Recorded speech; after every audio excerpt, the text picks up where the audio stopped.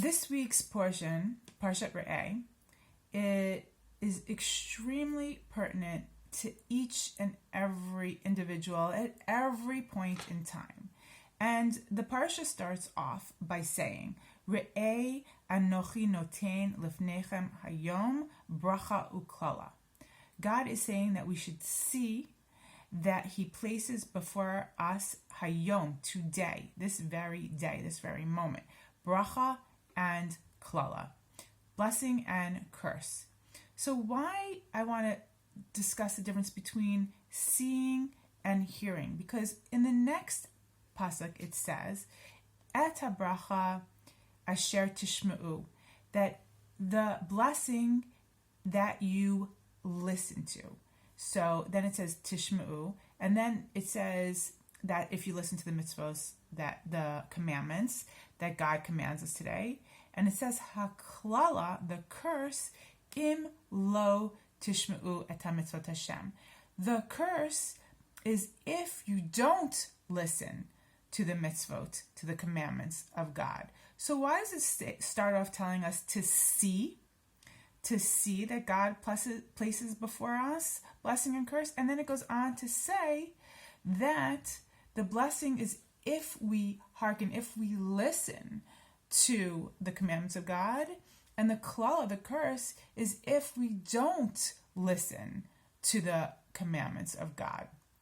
So why does it start off again with seeing and goes into hearing? So it's very interesting to note that in the beginning, in the first Parshat Bereshit, that when Adam and Chava sinned, right after the pasuk tells us that God opened up their eyes and they were able to see that they were naked.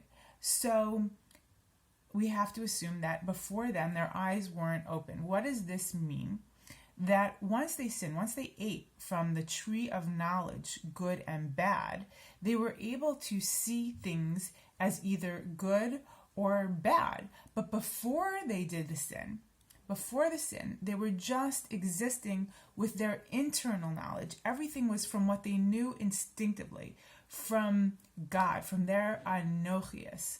Anochi is the word it uses when it opens up this parsha, and the anochias is what they were just tapping into, that breath of life that God breathes into us. That's God within. And if we tap in to our intuition, to the God within, to what we know instinctively, because when we are emulating our Creator, then we instinctively know what the right thing to do.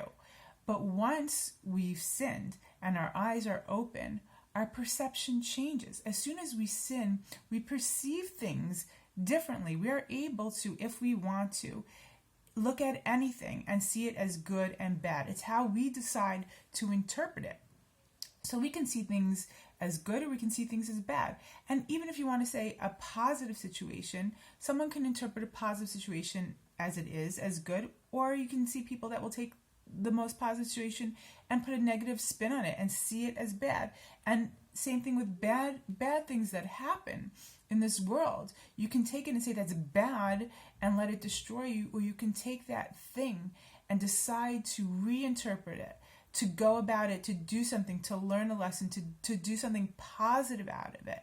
And it's all in terms of how we decide to see, interpret, and act. So if we see whatever we see, because now, we are all sinners. We've all done things in our lives, and our perception of things inevitably is warped sometimes. And it's how we choose to define things.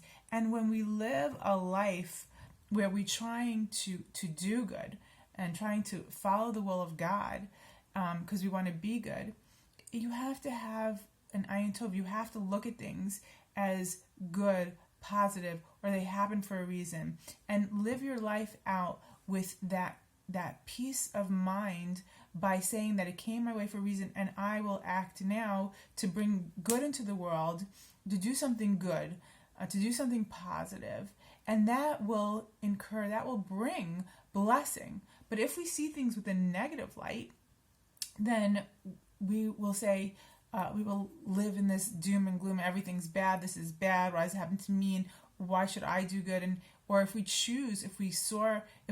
like God says, don't, if you turn off the path, if you turn off the good path and you make bad decisions and you do bad things, you don't live in a bubble. That domino effect brings negativity, and it affects somebody else who affects somebody else, and there's bad brought into the world.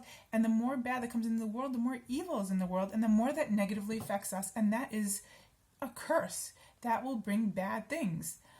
So we want to see things positive, and we want to tap into that intuition, that anochius that we each have. That's why it says Re'eh Anochi. God says, I place before you. So see with that anochius, see with that God within, see with that good, generous, giving spirit. Look at things that way.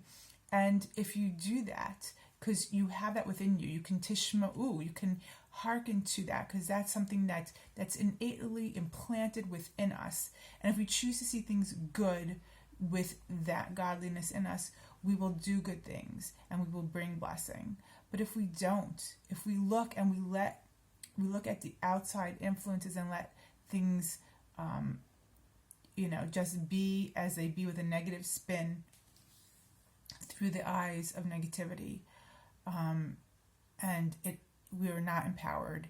We're not empowered to do good things, and we can quickly turn off and do things that aren't good for us, that aren't good for other people, and unfortunately that will bring curse. So it's all in our hands, and that is empowering. That is very empowering and gives us a reason to get up in the morning and to be the best us we can be. Shabbat Shalom.